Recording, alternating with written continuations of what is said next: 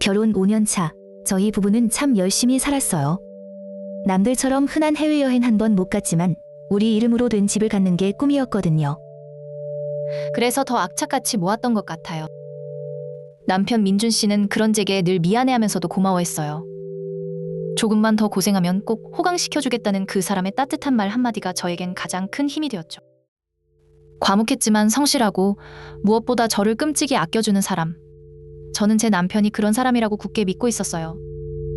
그날 그 서랍을 열기 전까지는 말이에요. 평일 오후 재택근무를 하다가 구청에 보낼 서류를 찾고 있었어요. 그러다 평소에는 잘 열어보지 않던 남편 서재 책상 가장 아래 칸 서랍에 무심코 손이 갔어요. 잡동사니들 사이에 낡은 스마트폰 상자가 하나 보이더라고요. 웬 상자지? 별 생각 없이 정말 단순한 호기심에 그 상자를 열어보게 되었어요. 그게 모든 일의 시작이었죠. 상자를 연 순간 제 심장이 쿵 내려앉는 것 같았어요. 안에는 최신형 스마트폰과 함께 제 이름, 김수진 앞으로 발급된 통신요금 고지서 몇 장이 들어있었거든요. 머릿속이 하얘졌어요. 저는 3년째 같은 폰을 쓰고 있었고 요금도 제 카드에서 나가고 있었는데 제 명의로 된 또 다른 핸드폰이라니. 도무지 이해가 되지 않았어요. 고지서에 적힌 주소는 더 기가 막혔어요. 바로 시댁 주소였거든요. 손이 벌벌 떨리는 걸 느끼면서 고지서를 다시 자세히 들여다보기 시작했어요. 진실을 마주하기가 두려웠어요.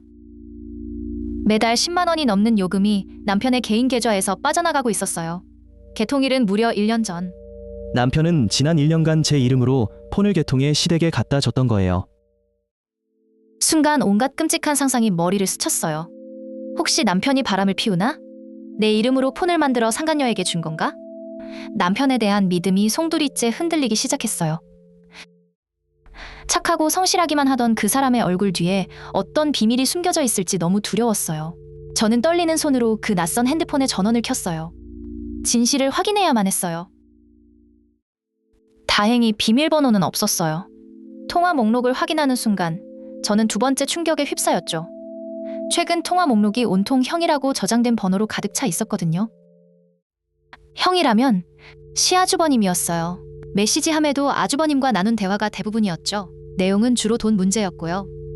심장이 철렁 내려앉는 기분이었어요. 남편의 대답은 늘 똑같았어요. 알았어. 형, 내일 바로 보내줄게. 대신 형수한테는 절대 말하면 안 돼. 제게는 절대 비밀로 해달라는 그 말이 비수처럼 박혔어요.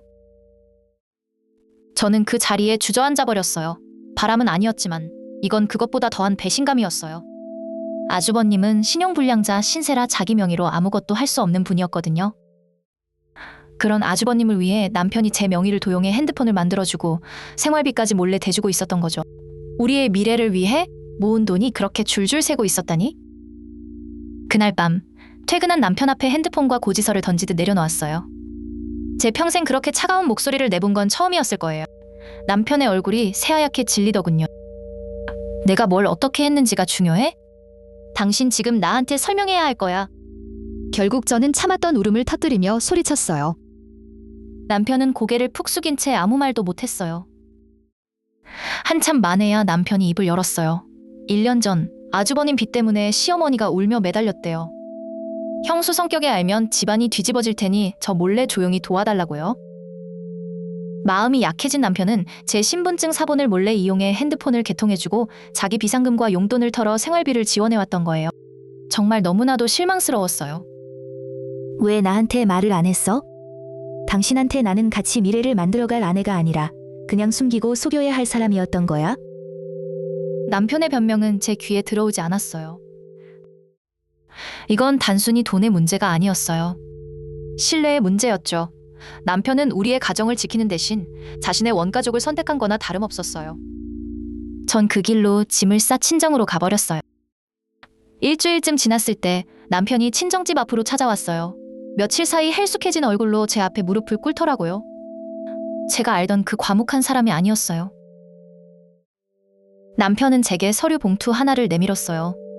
그 안에는 핸드폰 해지 신청서와 함께 아주버님에게 직접 받아왔다는 각서가 들어있었어요. 지장까지 선명하게 찍혀 있었죠. 이제 내 가정은 당신이야. 모든 통장, 카드 전부 당신한테 맡길게. 나는 당신이 주는 용돈만 받아 쓸게. 제발. 나한테 다시 한 번만 기회를 줘. 남편은 펑펑 울었어요.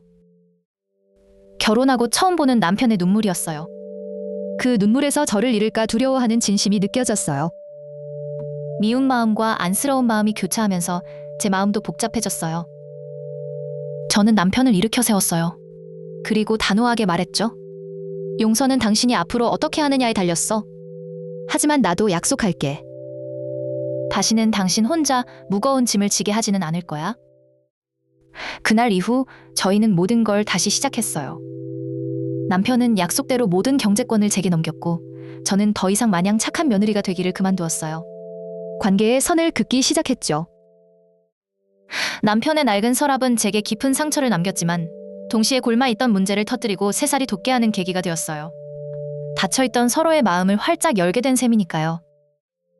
부부 사이에 가장 중요한 건 돈이나 배경이 아니었어요. 어떤 상황에서도 서로를 속이지 않는 투명한 신뢰. 저희는 그 상처를 통해 가장 소중한 것을 배우게 되었답니다.